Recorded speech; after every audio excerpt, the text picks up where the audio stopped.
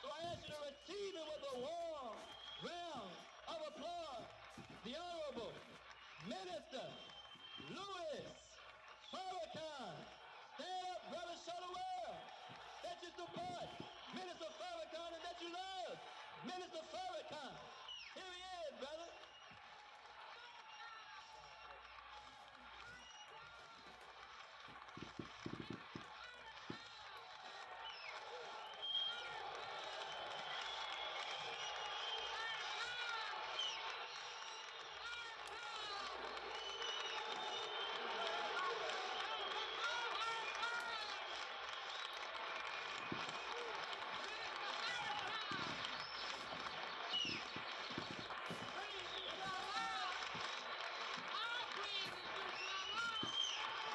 Thank you.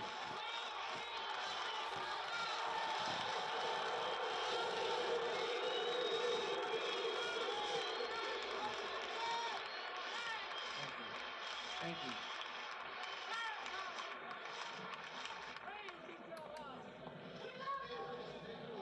Thank you. Thank you.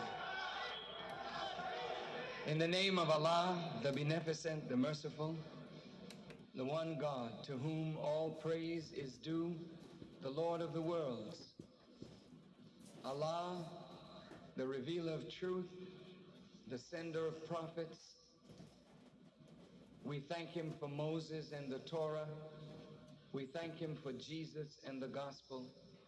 We thank him for Muhammad and the Quran. If I lived to be 1,000, I could never thank him enough for his intervention in our affairs in the person of Master Farad Muhammad, the great Mahdi, who came among us and found one worthy to give a weighty word that would deliver us from the prison of ignorance. I thank him for raising up in our midst the Honorable Elijah Muhammad, the man who taught me what I know, the man who gave me the example of the man I hope to become, the messenger of Allah, the Messiah, the most honorable Elijah Muhammad. I greet all of you, my dear brothers, with the greeting words of peace. We say it in the Arabic language, Assalamu alaikum. To Brother Minister Anthony Muhammad, and to all of the believers of Mosque number 55, words are inadequate to express my thanks, gratitude to you for your hard work in this great city of Memphis to bring our black brothers together that we may talk about problems that affect us. Brothers, I don't know whether this has ever been done before, that black men have been called to sit together to discuss ourselves and what affects us as men. The black man in America is in trouble. We are endangered species. The whole of America and the world seems set against the rise of black men into the power that God intended for all of us. We have become our own worst enemies. Instead of our being the head of our families, the leaders of our community, and giving the gifts that God has given us back to the world, we have become destructive, self-haters, divided, and now destroyers of our own self and kind. The enemy used to do this himself. But now he doesn't have to do it. He has put his spirit in us. And we now have become the number one killers, beaters, rapers, robbers, shooters, and destroyers of self. This has to stop. And so, brothers, I'm before you tonight as your brother and a fellow sufferer with you. But I'm hurting to see us going down like this. And you are hurting seeing us go down like this. So the Quran teaches God will never change the condition of a people until they change themselves. God will never change the condition of a people until there's a change in their own hearts. So tonight, I've come before you, my brothers, hopefully to bring a word of life to you that will encourage you to make a change. But how can you change when it is light that brings change? Unless there's a presence of light or a bearer of light, there can be no change. We live on a planet, a magnificent planet, 7,926 miles in diameter, 24,896 miles in circumference, 57,255,000 square miles of land, 139,685,000 square miles of water, with a weight of 6 sextillion tons. But this planet is a part of a family of planets, the family of the sun.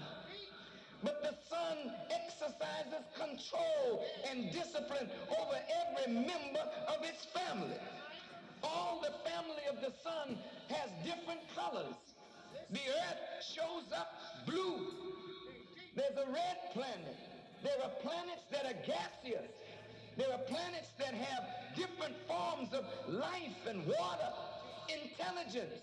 But one sun controls it all. The planet on which we live makes 4 dips in and out by the rotation of the planet on its axis as it revolves around the sun. But what causes the changes? The change doesn't come in a vacuum. It is the power in the light of the sun striking the earth at her equator, causing the earth to spin. You are not making change toward good because light is not present in your life. The people that walk in darkness must see a great light. Every time somebody comes bearing light to black people, the enemy finds a way to snuff out that leader, either by our hands or by some crooked machinations of government, bringing our leaders before their courts of law, which is nothing more than a hanging tree for decent men.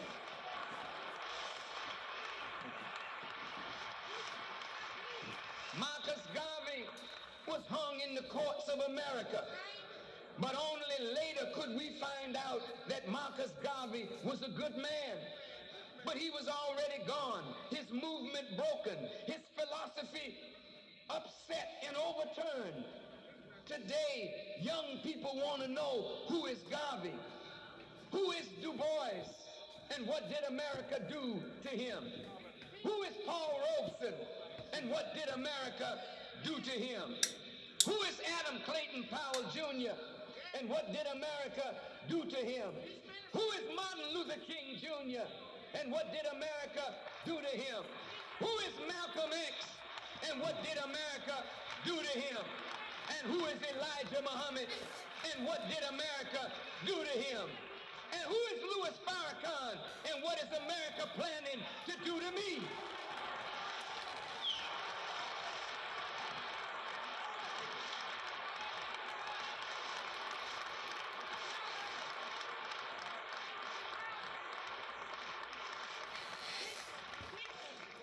Anybody that can bring about change in your life is evil spoken of, falsely accused, maligned, so that they will keep you away from your own brother who might breathe on you the breath of life and cause you to come up the great men that you are destined to be.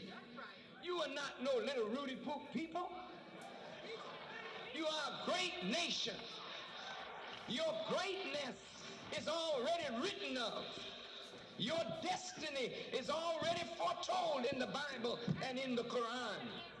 But they don't want you to know who you are.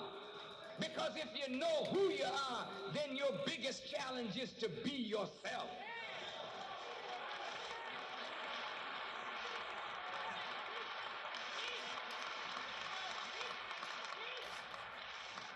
And so, tonight, my brothers, I'm not here to titillate your emotions, to rile you up for something silly.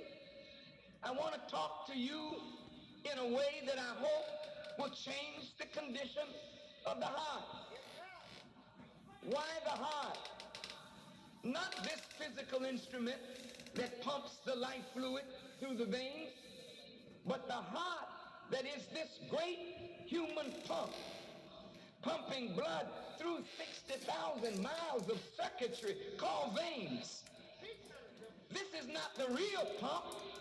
The real pump is the core of a man's mind, the seat of a man's emotion, that which brings up thought. Thought is the real power of the human being. So Jesus said, as a man thinketh in his heart, so is he.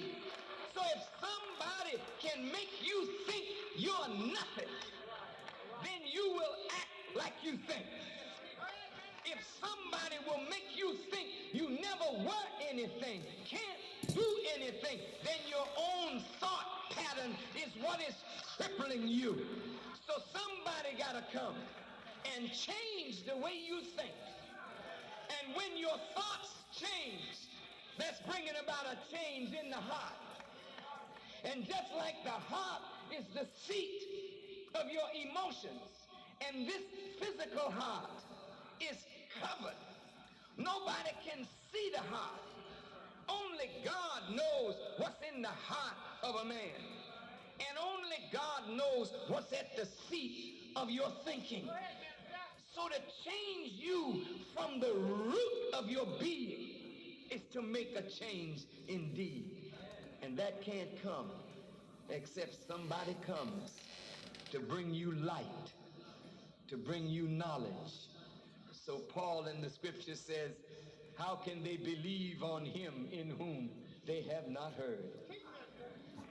And how can they hear except they have a preacher? And how can they have a preacher except he be sent? Well, you know, Lemoyne Owen College, as great as Lemoyne Owen is, they ain't gonna send no preacher.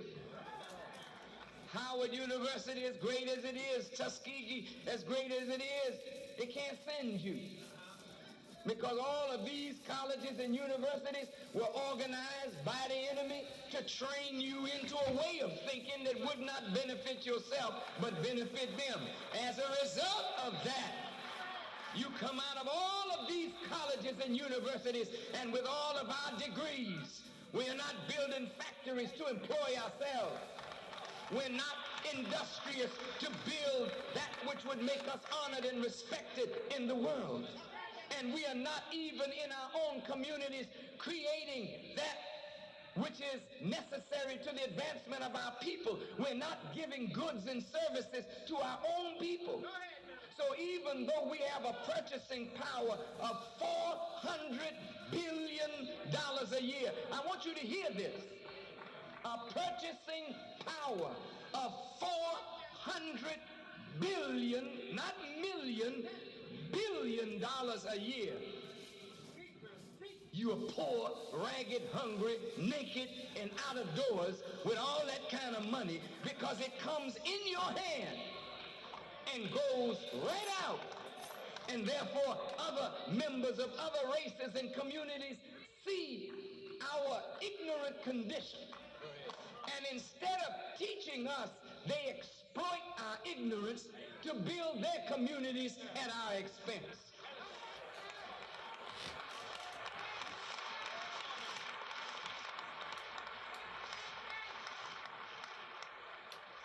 And so anybody that will bring a change is considered dangerous. Farrakhan is considered dangerous, not because I'm really a dangerous man. I'm considered dangerous because they don't control me.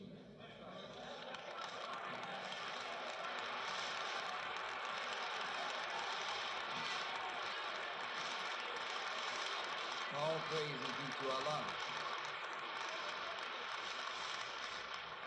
I'm considered dangerous, brothers, because they know that if I know the truth, I'm not afraid to tell it. I'm considered dangerous, brothers, because I'm not a whore. They can't buy me.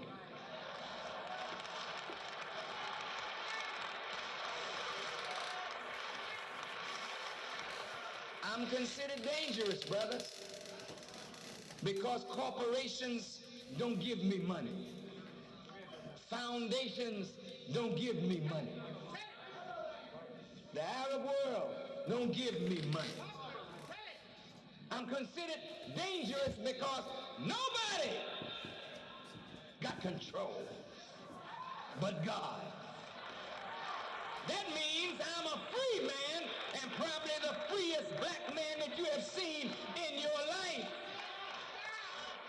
And I want you to be as free as I am, to live your life like God intended for you to live it, to be the kind of man that God intended for you to be, but not the chump, the nigger, the negro, the colored boy, the shine, the ham bone, always clowning and making yourself a fool so that other people can laugh at you.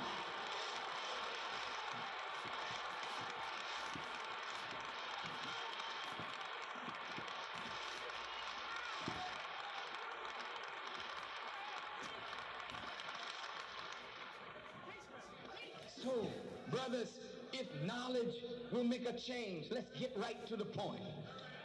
Let's go to work. Who are you? Who are you? You mighty, mighty and powerful black man. Who are you? Who are you? Which one of you thinks you're nothing? That's the brother I want to talk to.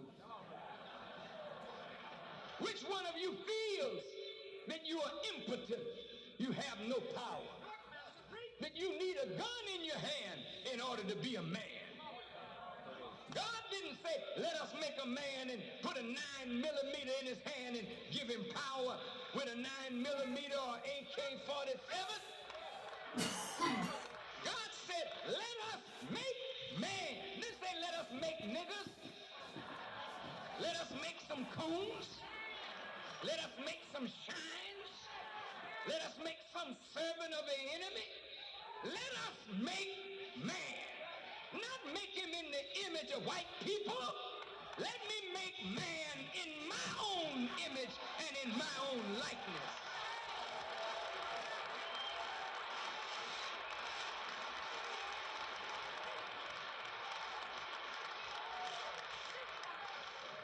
Who are you? See, if you know who you are, then the challenge is, come on, man, and be yourself. I want to go to the Holy Quran, the book of guidance given by Allah to Prophet Muhammad ibn Abdullah 1400 years ago. A great book that is not on your bestsellers list. A great book that every brother should have in his home. A great book that every morning when you get up, It's like talking to God. That's right, that's right. If you want to have a talk with God, you read the Quran. Well, you say, well, Farrakhan, it must be something to talk to God. Go ahead, man. Yeah, wouldn't you brag if you could talk tomorrow to the person that you admire most? Yeah, I called him up this morning. Yeah. He was feeling pretty good. Yeah. He told me such and so. Go ahead, man. Well, imagine, brother, if every day you could have a talk with the Supreme Being. And what kind of man would you be if you could talk to the Supreme Being 5 times a day? Go ahead, minister. Teach, minister. If the Supreme Being could be your teacher, what kind of man would the Supreme Being make of you? Yeah, yeah. See, I mean, you go to school, they give you a book Go ahead, minister. written by some professor who is not absolute in his knowledge of what he's asking you to study. Teach, minister. Teach. If you got a big book this thick, you could melt it down, maybe truth in it is this much. That's right, brother. That's right. That's right. Go ahead, minister. But here's a book, not one word of it Go ahead. Teach, minister. is weak. That one. That one. Every word of it is power. That's right. You want to know where we get our strength? Let me read to you. Who are you? That's the question we're asking. Allah says in the Quran, "O people, keep your duty to your Lord." Listen. Your first duty, not to mother, not to father, not to teacher, not to brother. Your first duty is to him who created you. Right. That's right. And if you don't keep your duty to him who created you, then every other duty that you keep is suspect. Come on, minister. Come on, brother. Oh, people, keep your duty, keep your obligation to your Lord. Preach, minister. Clinton ain't my Lord. He couldn't send me to Haiti. He couldn't send me to Iraq. He couldn't send me to Vietnam. He ain't my Lord. I don't owe him a damn thing. What do you owe him?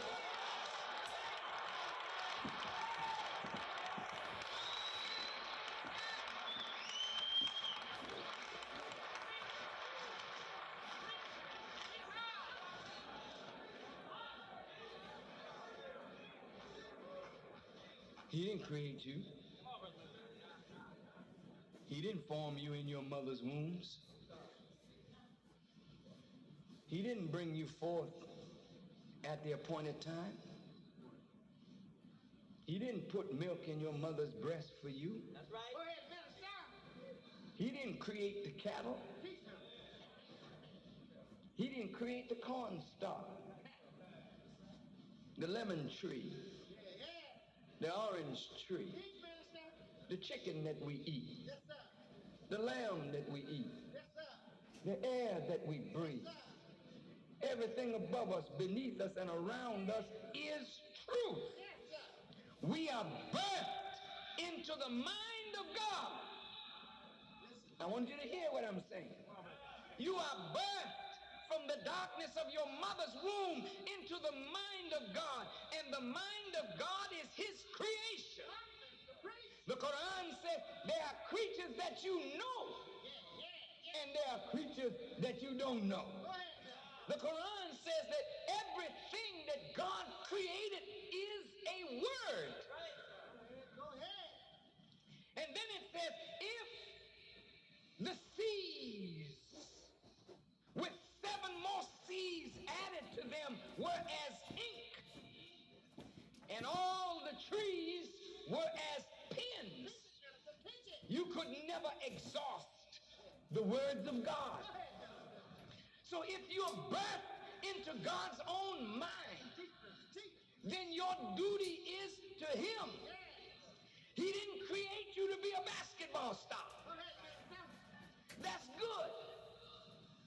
you look like bouncing a ball for your whole life.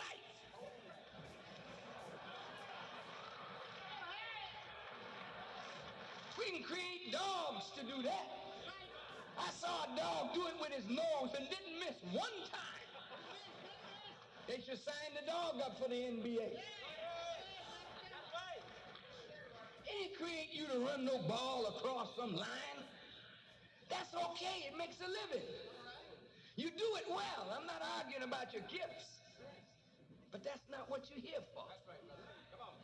You running down a field. I love to watch it myself. I ain't lying. But you going 4-3, you run the 40. Big tank-like brother.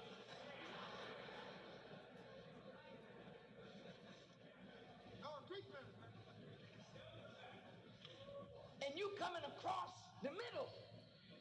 And somebody throwing a pass and somebody else is running at you over 200 pounds. They run 4-3. And they trying to hit you. What kind of sport is that? Somebody crashing into you. That's like two fools playing chicken on the highway, 60 miles an hour. And then when you see the crash, whoa, look at that hit.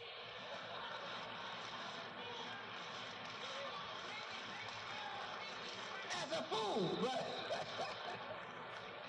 And you gotta live, you got money, your knees broke. You walk. I love to watch boxing, but that's not your duty. I mean, you good, man. Pop, pop, pop, pop, pop. Oh, it looks real sweet. I love to see the brothers do that. But can you imagine a man in a ring? He's in the gym hitting a bag, but soon it's gonna be somebody else. Boom. And he's learning how to throw it, turn it, throw it. Then when you hit a man, put your shoulder and your hip in it. You break him up on the inside, hit him in his liver, pow, hit him in the kidney, boom. And we pay, man, this is great. To watch some dude get broke up. And after a while you see him, yeah, he's a great fighter. What did he hit me with, eh? You got more obligation to pigskin. You give more time to a ball.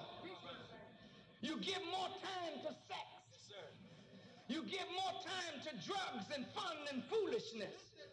But what is your duty, your obligation to your Creator?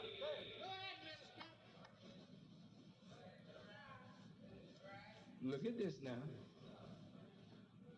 Keep your duty to your Lord, who created you from a single being and created its mate of the same kind and spread from these two many men and women. Stop right there. If God created all of us from a single being, who is the single being that he created us from? And if he created our mate of the same essence, who is the essence that our mate is created from? And from these two, he spread many men and women. Well, if we can go back to the root, then we find out what the branches came from, or where the fruit came from. But we're going now to the root. He created you and me from a single being, a single essence. And the Quran says, Kul huwa Allahu ahad. Say he, Allah is one, he's singular. He created you from himself. No, I want you to pay attention. He created you from a single essence. That single essence is himself. And if he created you from him, then who are you? I'll prove my case in a minute. And he created our mate from the same essence. There's a female and a male coming right up out of God. Come on, brother. So, brothers, if our root is not our mama or our dad, but our root is God, then you and you, I am your brother. And you are mine, not because we got the same mama or the same daddy, but I'm your brother and you are mine because we come from the same essence, which is God. So the brotherhood can never be a brotherhood without God at its root. You can come together in a gang, that's cool. You can come together as Omega, as Kappa, as Alpha, that's cool. You can come together as Mason or Shriner, that's cool. You can come together as Baptist or Methodist or AME or CME, but look, man, if God ain't at the root of it, you can never have a real, true brotherhood.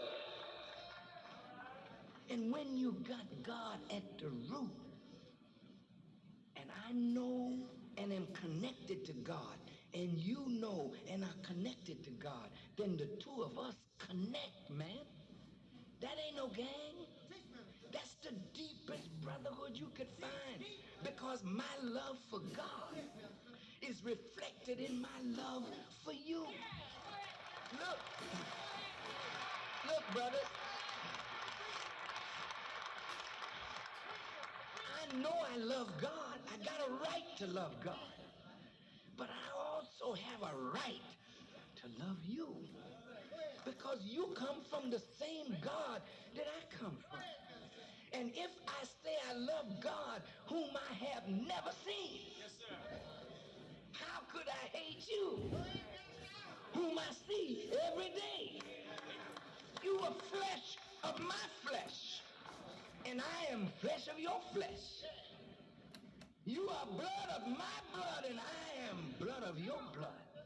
And if you look at the brother sitting next to you and around you and over there, everywhere you look, you're looking at yourself. So if you and I are brothers, and I'm talking about the broadest possibility, then how could I do harm to you and not feel the effect? It's like destroying myself if I do something against you. Look at that precious woman who is your mother. She gave birth to you and me. We came through her. Boy, that's heavy, man. And look at the girl you left to come here tonight so that we men could meet. How could you go back and call her a bitch?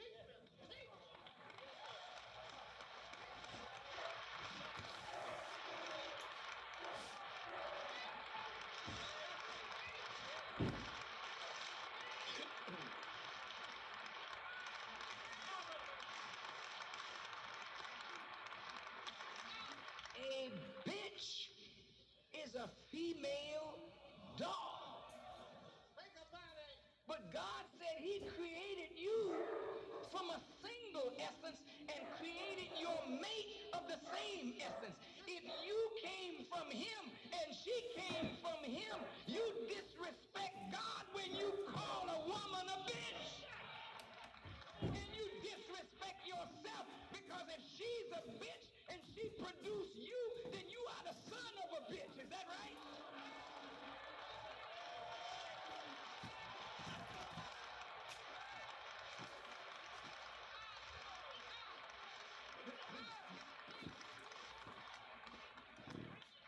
How could you be the son of a bitch and have any connection to God.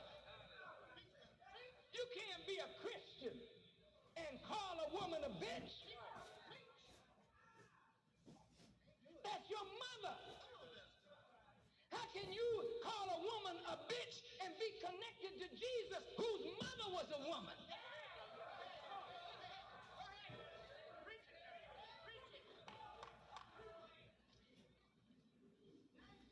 You say these things because you hear your enemy say these things. And since you were reared by your enemy without respect for yourself or your woman or God, you use their expression.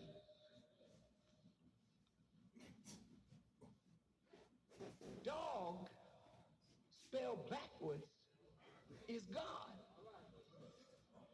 God, turned backwards, is a dog. The Quran says that they have become like the dog. The dog lolls out his tongue. You see that tongue hanging?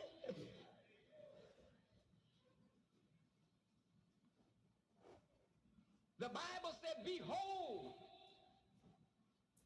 you are like a dog that has returned to the vomit. Have you ever watched a dog puke up and then go back and lick it up, then lick you in your face?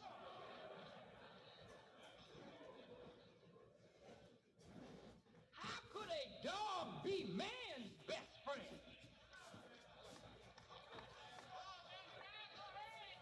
See, white folks, that's your saying. A dog may be your best friend, but I'll be damned if a dog is my best friend.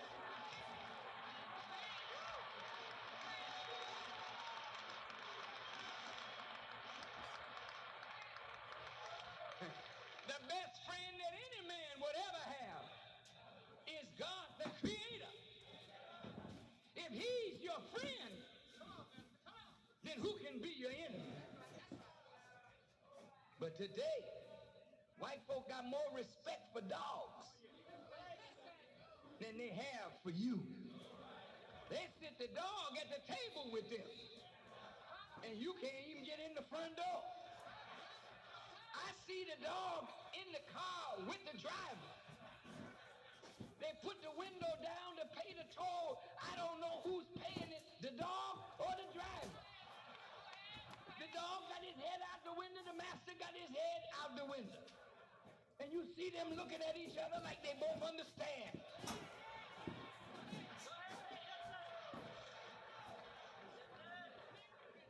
But get the niggas out of town and let the dogs come in. Put the niggas over there, but bring the dogs on.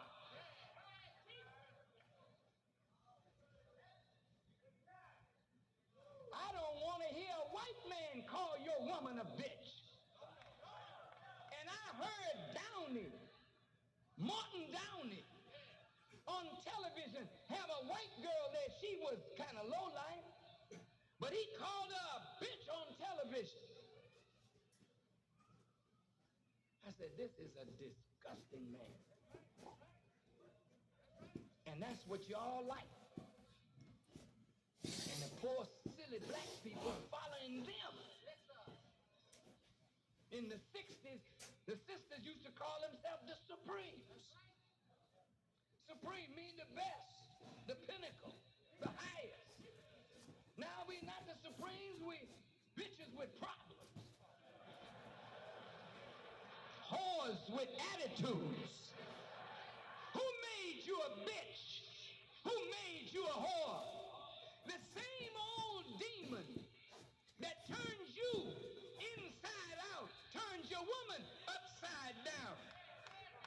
Yeah, but we're going to get it right side up today with the help of Allah.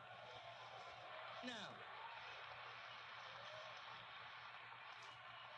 listen. Everybody all right?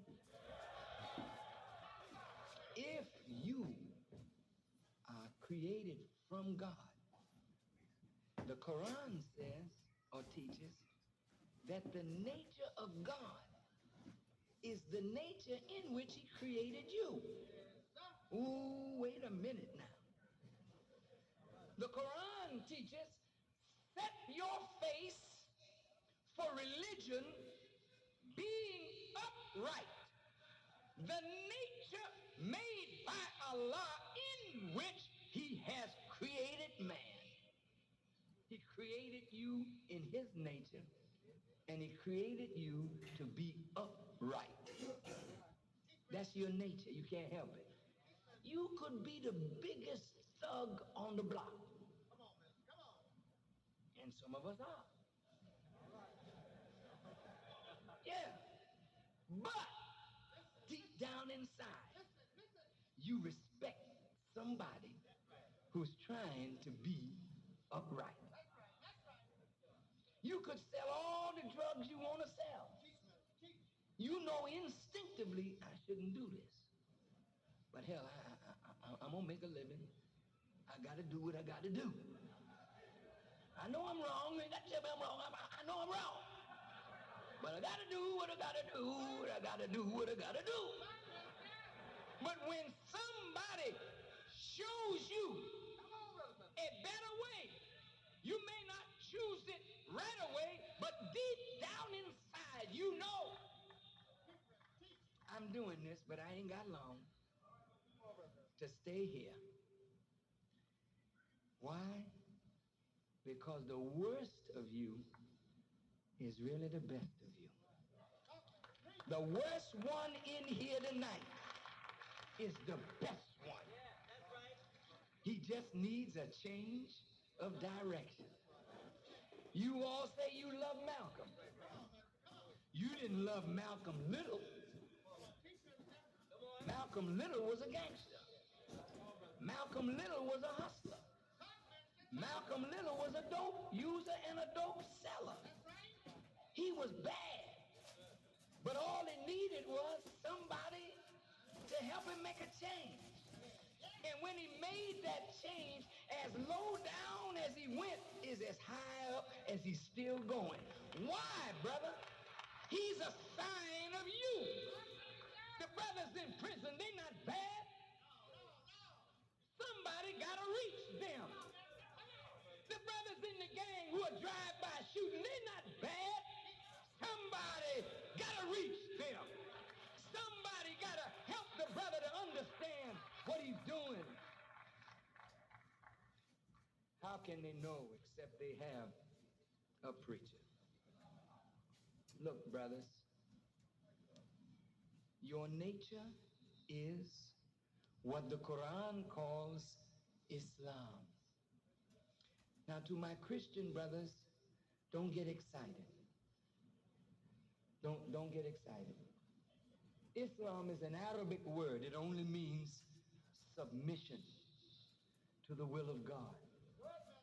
That's your nature. You were created, look at this, just like he created everything. He created everything to submit to a law. The sun out there, that sun does not disobey the law under which it was created one fraction of a second.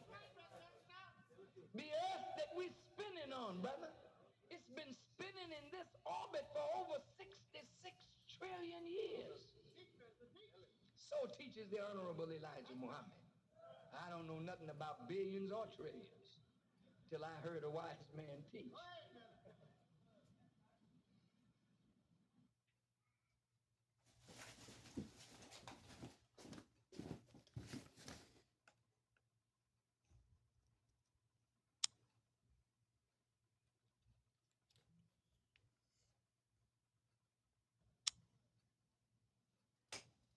Whatever you eat to sustain your life, you're eating the fruit of obedience. Look at the orange. Squeeze the juice in your parched throat. Don't it feel good? But that orange grew in accord with law and obeyed that law. And so when you eat it, you're eating truth in obedience to God. to sustain your life. And you must not live your life in rebellion to God when everything that keeps your life going is in submission to God. And that's why Jesus said, not my will be done. Not mine. Your will be done. Why, Jesus? Because I know that your will is bigger than mine. And if I surrender my will to do your will, I grow in uprightness, then I grow into God. Look, the Quran says that the wicked reject a meeting with God. Let's stop there. How you gonna meet God? Hey, how you doing, God? What's happening? Damn, you sure live in a nice place, God. That's not the way it's gonna go down. I'm very pleased to meet you. That's not what it's all about. The meeting with God is talking about a journey's apex. That you are created from sperm mixed with ovum, a microscopic dot, cast into a dark, hostile environment to meet with the egg of the female to germinate the first cell of life, a tiny cell so small you could put it on the head of a pin and it would have much room to move around. That's how you started. But from that microscopic dot, there was intelligence there. Yes, sir. Go ahead.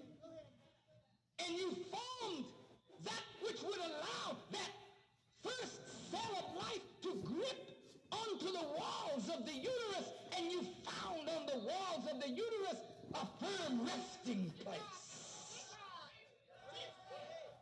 So that the old organism was trying to get rid of this thing, because it was a new life trying to attach itself to a life that had been here.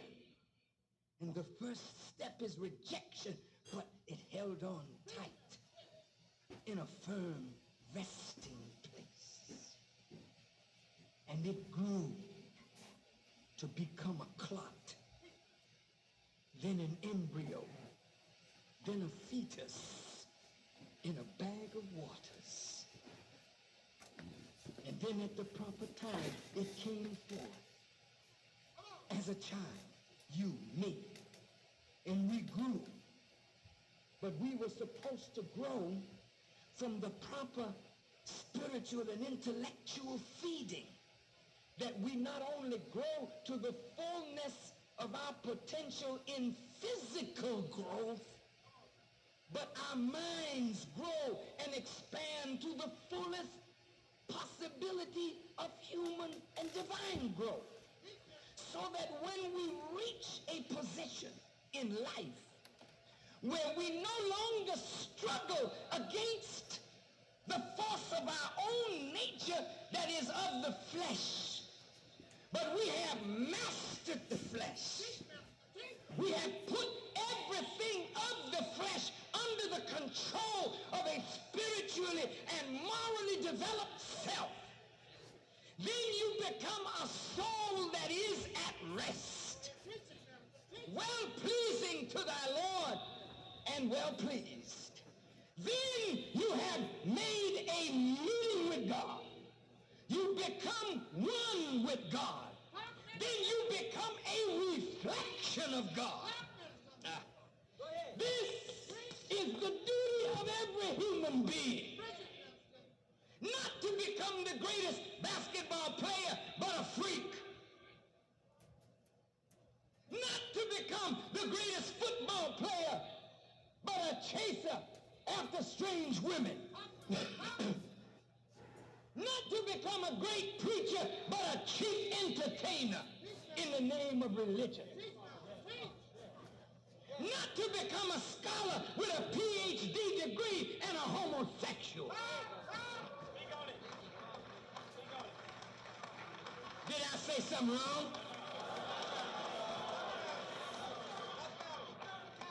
You're wise, but you don't know what your sex is.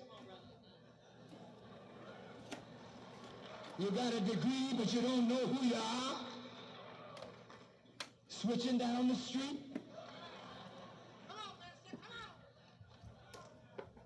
You love men and walk by a woman. The Quran said, what is this? Coming to a man with lust in your heart as you should feel toward a woman. What is this? God calls it an abomination that a man would want to fall down with another man and smooch and fall in love and get married. What the hell is that?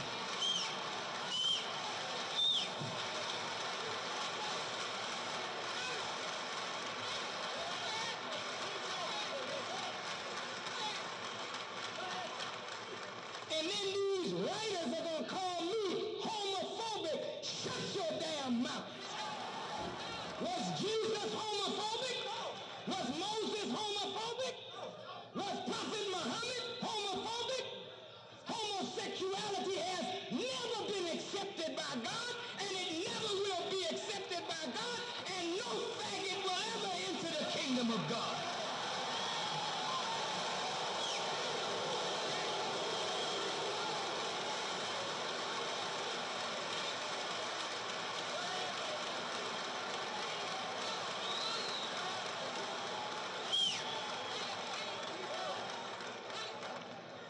Do you hate homosexuals? No. They are my brothers. I love them. But God don't love their way. And he don't love your and my way. When we destroy our brother's home by going after our brother's wives, God don't love your way. If I try to rear my daughter right, and you gonna take off my daughter and call me brother. God don't love your way. If you so crazy to kill, did you kill your own flesh and blood and laugh as the blood oozes from your brother's body and he gasped his last breath out? And what did you kill him for? He had on the wrong color hat or the wrong color shirt. He had it on the wrong way, his hat or his cap. He gave the wrong gang signal, and you killed him? How you think God feels about you? When the most precious of all gifts is life itself, and you snuff it out for nothing.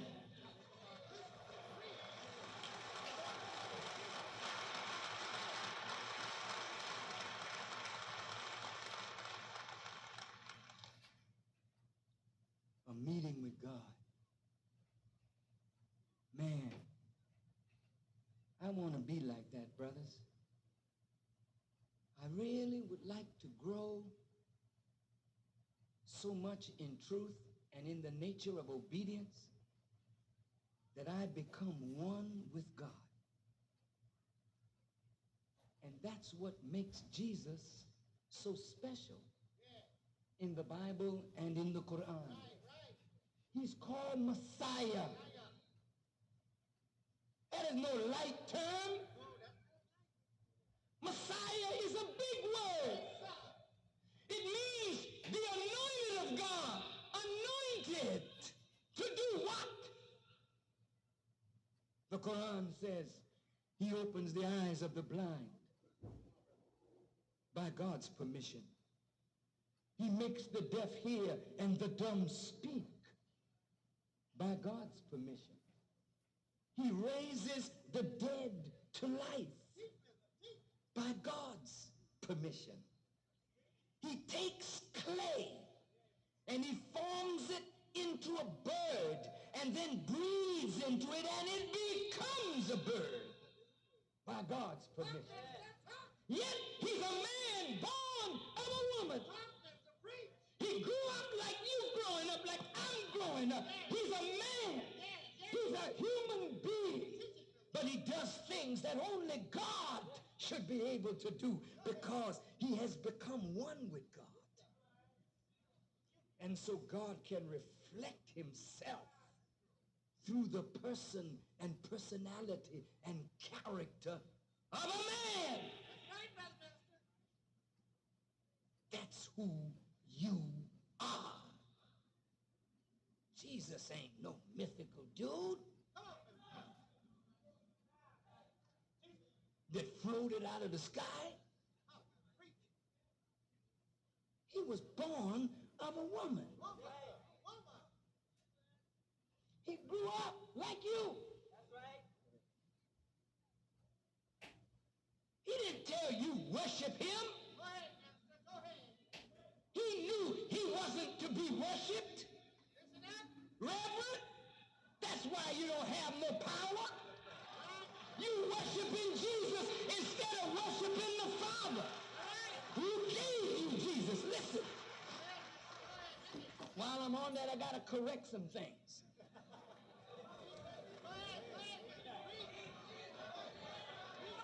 You get in trouble, you say, oh, Jesus, wrong, you no answer.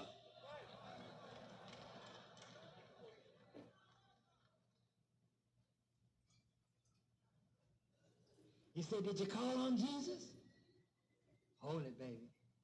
Hold it. Jesus didn't tell you that. Let me quote some scripture for you. In the book of John, Jesus talking, or John talking, he said, God is a spirit. And those who worship him must worship him in spirit and in truth, for such the Father seeketh. Jesus ain't seeking nobody to worship him. When the disciples said, good master, he said, hold up. Ain't none good but the Father. He said, whatever I hear from the Father, that I speak. Whatever the Father bids me to do, that I do. He was in complete and perfect obedience, submission to God.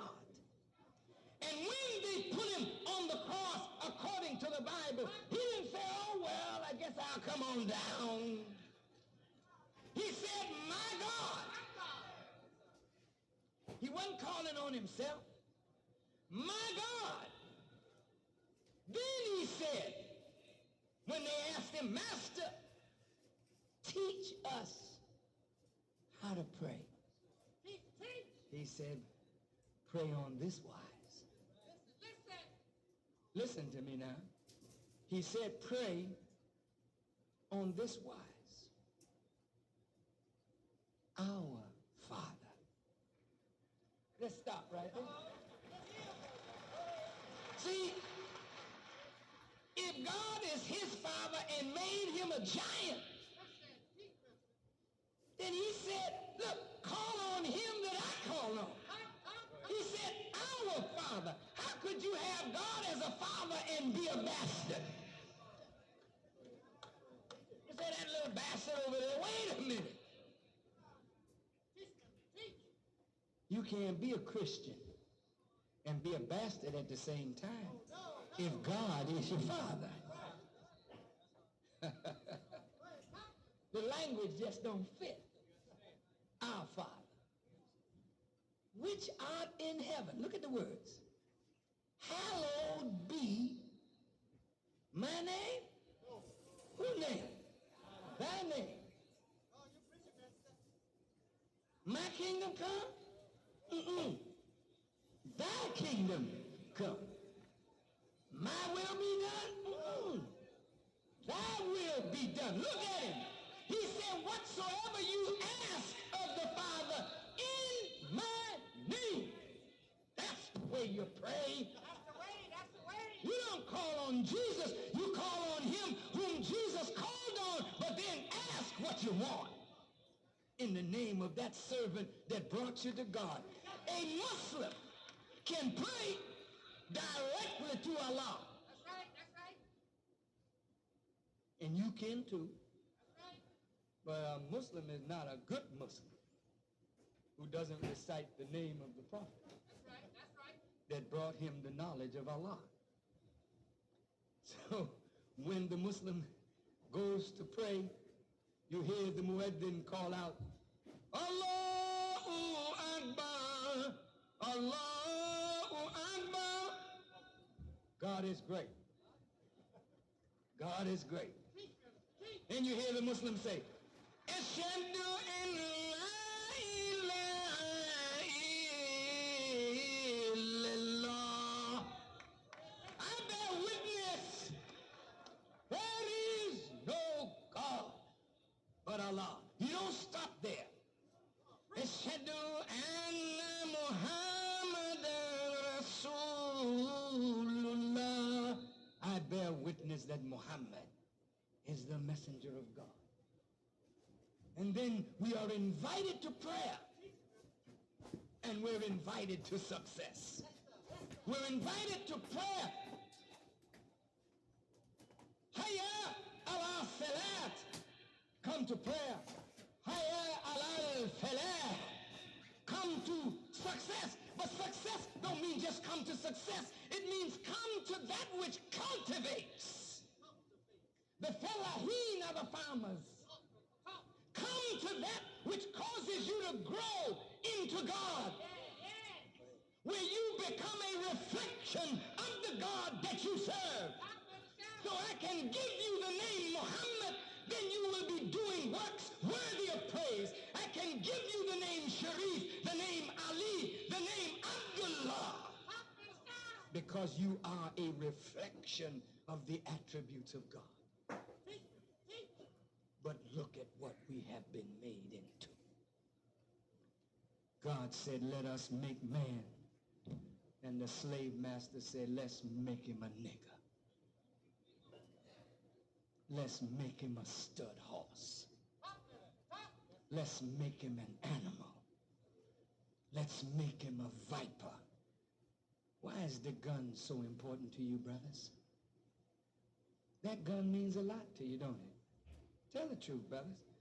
A lot of brothers, man, they look at that gun, and you know there was a time when they didn't allow black folk to have guns. You didn't go to a gun shop. The gun shop came to you. Somebody out of the back of their trunk selling you 9mm, AK-47s, street sweepers. And when you put it in your hand, what kind of feeling you get? Oh, power. You don't put a gun in a fool's hand and he don't want to try it out. He can't go to no range and learn to shoot. So how you gonna shoot? Say, well, just drive by. There's some niggas over there in that crowd. See if you can pop one, pop two, pop three. I'm capping that nigga there. So you drive by, pop, pop, pop, pop, pop. Speed off. I got him. Damn, did you see the way he fell? Look at you, brothers. You're going crazy. You need power. But Mao Zedong said power grows out of the barrel of a gun. If Mao was here, I'd tell him, brother, sit down here. Right. I got to help you to understand something. Right. No. In the Genesis, God said, let us make man. And let us give them power and dominion over the fowl of the air, the fish of the sea, and every creeping thing that crawls upon the earth. You can't control the creeping thing that crawls with a gun. Try it sometime. All right, Ant. Move back. And keep going.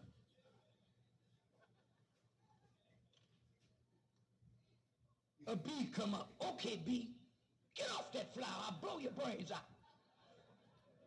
The bee keep.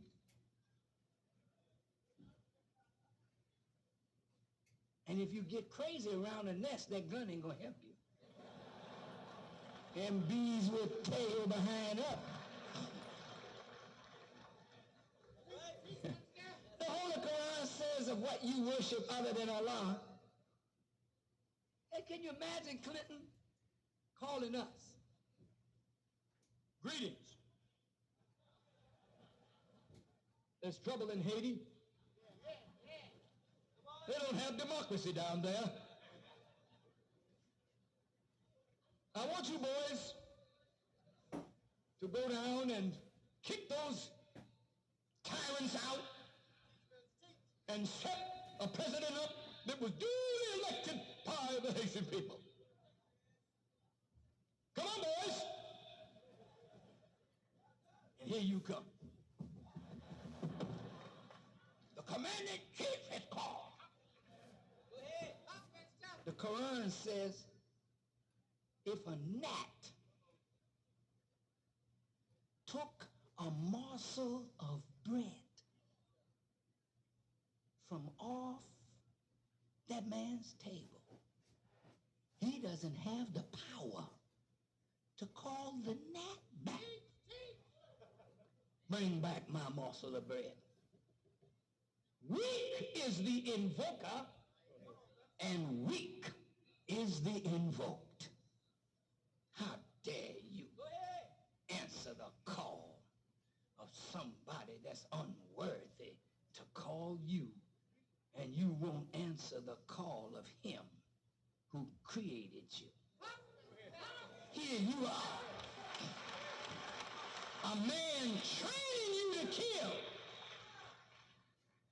It's all right to kill for him, but it's not all right to kill it in pursuit of your own liberation. He loves passive niggas.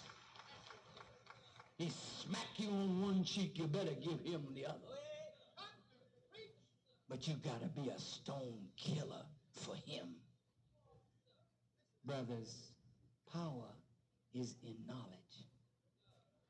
And it is only when you know that the power of the gun becomes insignificant. You will never get liberation with a gun. You will get change with a gun, but not liberation.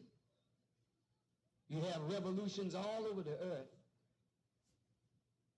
and you bring change of government, but you put one government out, put one government in.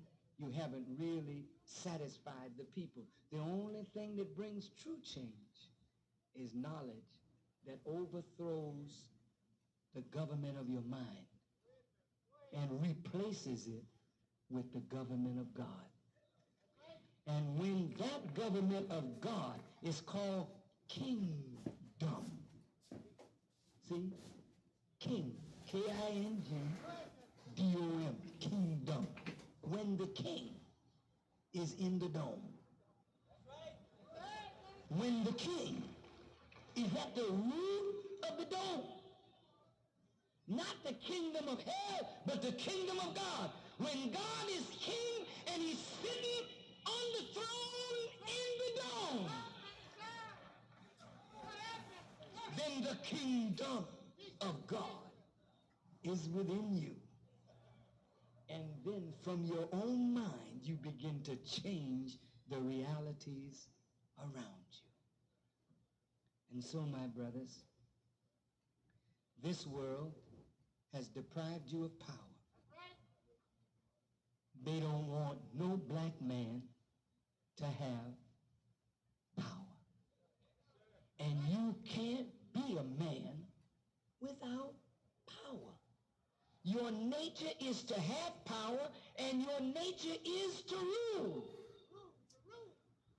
And you can't rule anybody until you rule yourself. And look, brother, children can't rule themselves. And that's why you say, hey, man, come on over to my crib. What's a crib? What's a crib? It's slang, isn't it? For your house. But if your house is a crib, and a crib is a container for babies, with little playthings in the crib that fascinate a baby. I got my hi-fi. I got my CD player. I can quote all the raps. I'm down, man. You're just a baby. Playing games with life. And as long as white folk now got you playing cops and robbers with real guns, and you don't know that this is a very serious, deadly thing in your hand. But in the hand of a fool, he kills his babies, he kills his brother, then you put drugs on top of the gun, and he's stoned out of his mind. He got a liquor store on every corner for you, brother, for you. And every Friday night or in through the week, you got to have your bottle. And who's selling you the drugs? Who's selling you the alcohol? Very few black people. This is why I say to my Muslim brothers who are Arabs, look, brothers, this is wrong, man. You know that Allah taught you as a Muslim not even to touch the swine. And if you see these blacks in a savage condition, remember, Arab, what was your condition before the prophet came to you? And if God sent a prophet to you to clean you up from drunkenness and make you a respecter of your women and united you into tribes and into a nation, then why should you come to America and feed black people swine and alcohol and mock our condition and sleep with our senseless woman and laugh at us and take money back into your community and then don't even teach us nothing of what the prophet taught you? Let me tell you something. Let me tell you something. Damn it. Look here, Muslims. Nobody came after you. Don't you ever forget that. Do you think that Prophet Muhammad would be pleased when your mission is to spread the Quran to the ends of the earth? Who brought the Quran to us? You didn't bring us no damn book. You didn't do a damn thing for us. You walked over us. You walked by us. You never invited us to your mosque. Damn self-righteous hypocrite.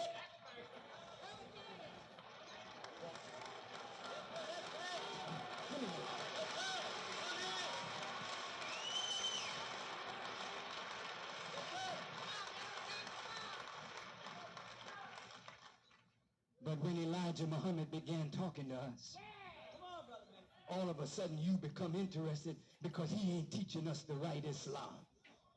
What is the right Islam? To be like you? What is the right Islam? You're the real Muslims. But President Clinton can press your button. And your kings and your rulers bow down like little sissies. What is the real Islam? When our Muslim brothers who are white in Bosnia, women being raped, Muslim children being killed, and the Muslim world stands by like a group of faggots because the United Nations said you can't give weapons to your own brother to fight to defend his own land. You gonna tell me what a real Muslim is?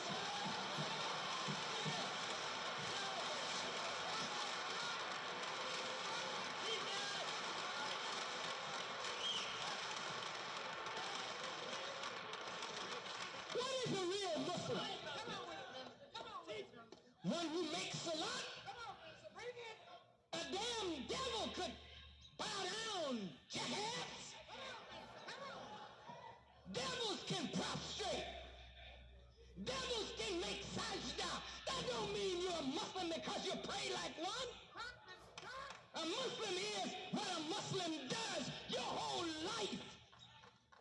should be devoted in service to Allah. And don't tell me it's just prayer and fasting during the month of Ramadan and paying a little jive zakat. God damn it, it's going out, getting the people in the mud and freeing the slave and lifting your people. And if you're not doing that, don't talk to me about what a true Muslim is. You're nothing but a damn hypocrite.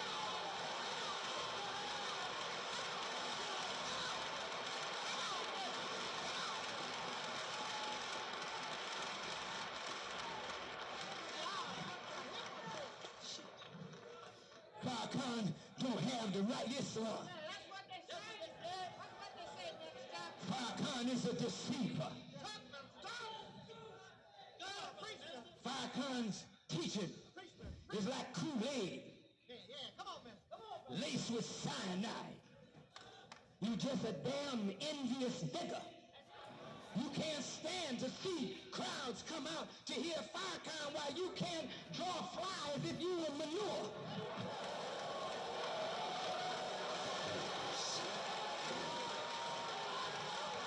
You're upset because God has put it in the hearts of black people to love Farrakhan. They don't want your kind of Islam. They don't want no damn religion that make a faggot out of them. They don't want a religion that's going to make them into an Arab. I ain't no Arab. God damn it, and don't try to make me one. I'm a black man.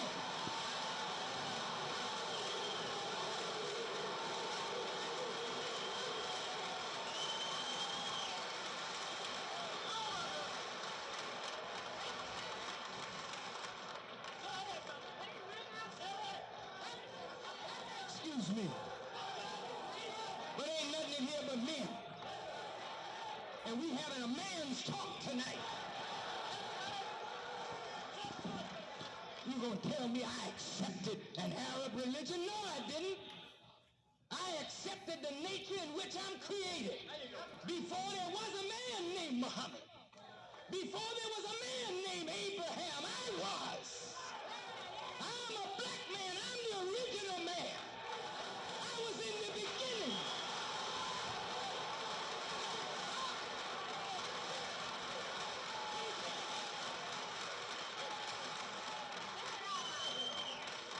So look, they ain't gonna give you no power. Power is something that comes from God, and you accepted knowledge.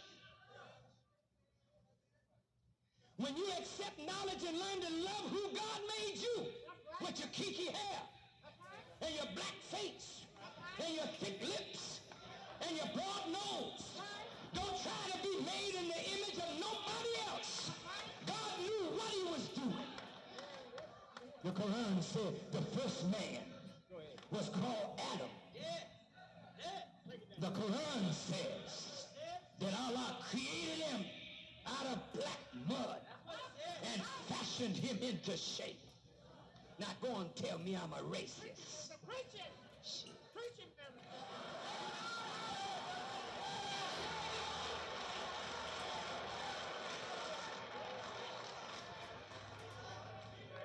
The whole world looks down on black people.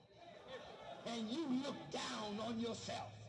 You're so glad to accept a religion that makes you strange. So you don't have to be a nigger no more. So you're going to act like you somebody else with an affected accent. Assalamu alaikum, alhamdulillah. Why the hell don't you be yourself? You can speak Arabic. You don't have to have an affected speech because you study the Quran. Quran ain't trying to make you an Arab. It's trying to make you a righteous man and a righteous woman. You don't use it like no damn cover. You put it on and you take it off and hang it up in your closet. You're a Muslim from early morning till you lay down in your bed and you sleep a Muslim and you wake up a Muslim and you die a Muslim because you live the life of a Muslim. Lay it out, Minister. Lay it out. All these teachers from all over the world coming to make you into them. Yeah. I see you dressing like a Pakistani. They're good Muslims, but you ain't Pakistani. That's right, Muslims. That's right. You got good Muslims who are Arabs, but you're not an Arab. You don't have to dress in their national dress to be a Muslim. Come on, man. Come on. I got to go and show them. So when I go to Mecca, I got to go there and show them that I'm trying to be one of them. Hell no. I go there with my bow tie on. Well, what does the bow tie mean? Mean I grew up in hell. I grew up in America. My natural dress is a robe. But I don't speak the language of a stranger. My people are in hell and I'm in hell with them. And I gotta speak the language that they understand. I come to them all robed up and duded up. They say, who the hell is this coming here?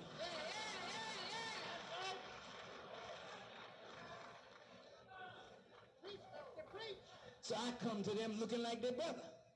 Oh, well, you got a suit on. Damn, that's a nice suit.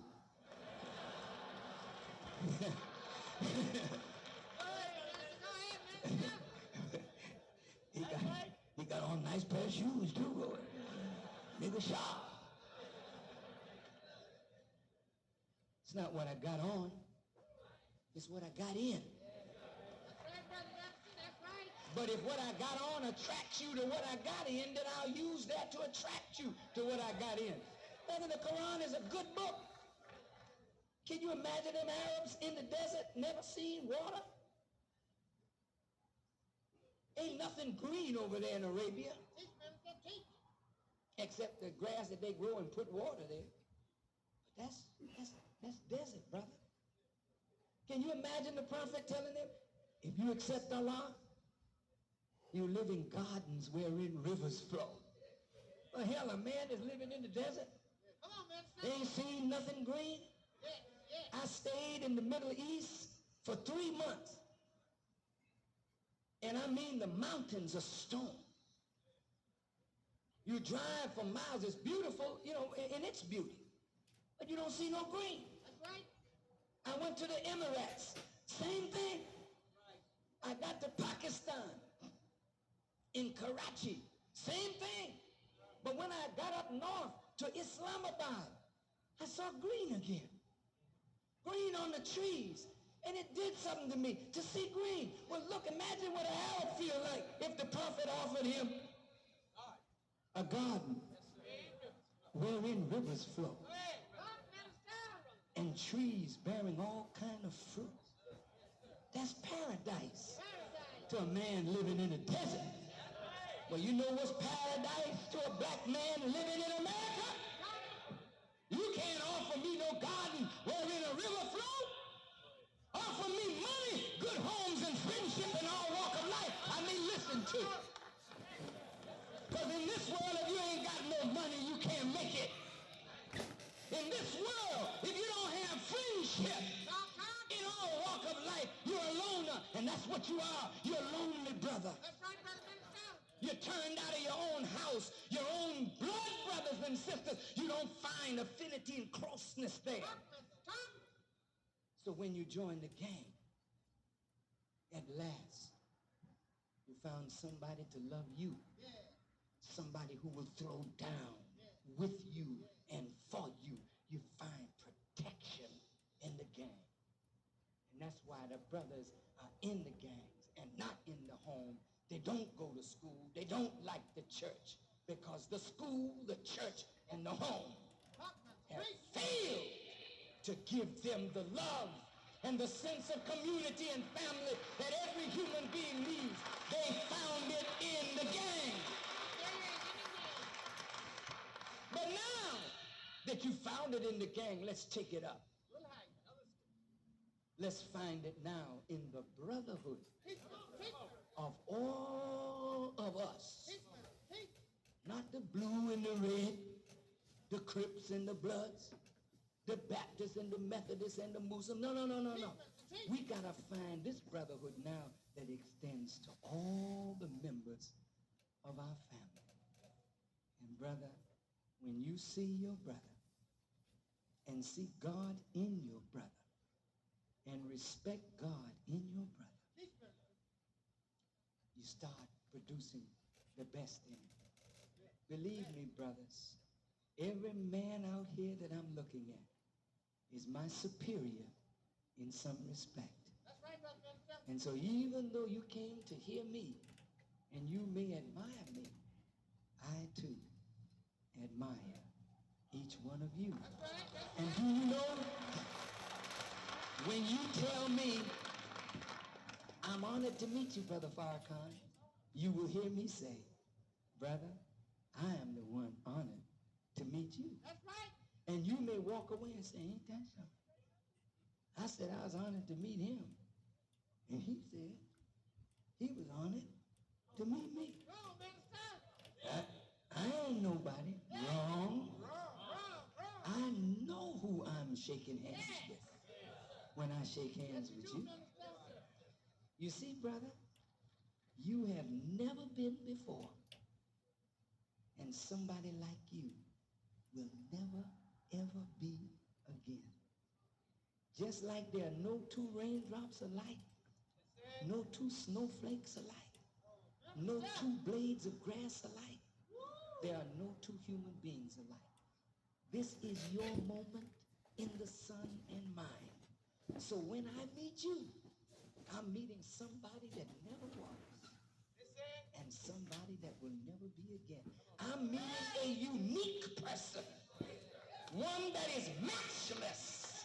So when I hug you, brother, Listen. God, I'm hugging God in you.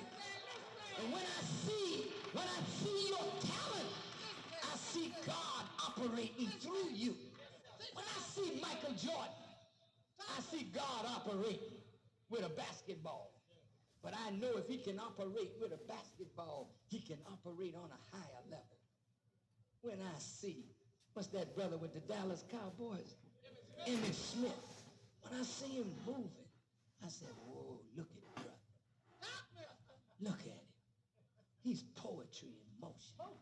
When I saw Moon drop back and then come up in the pocket and fly, I said, look at him work. When I see Michael Jackson perform, I said, Lord, he's the consummate performer. God is working in him. But now, brother, I want to see God come higher in the brothers. Not just in sport, not just in music, but in scholarship, in business, in aviation, in all fields of human endeavor. You got the power to master everything. Everything. You are a part of God. That's right. So tonight, when you leave